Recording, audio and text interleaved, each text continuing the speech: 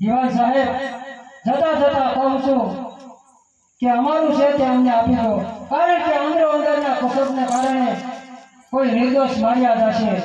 આવેલાના ભરવેડાનું પાણી અહીં ઉતરી જશે. અભિમાન કોઈનું રહ્યું નથી આ સંસારમાં. જન્મભૂમિ સુપ્રીત કરી દો એ જ દરબારમાં. એ માટે હાલ અનુકૂળતા છે.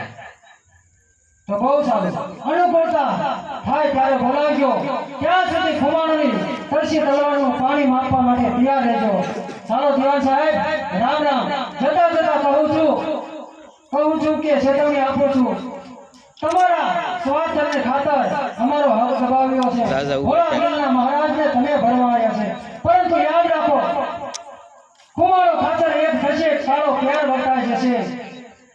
થોડા સમયમાં અહીં લોહીની નદીઓ વહેતી થશે. બસ આજા ખુમાણ, બસ. તો અનુકૂળતા હોય કે પ્રતિકૂળતા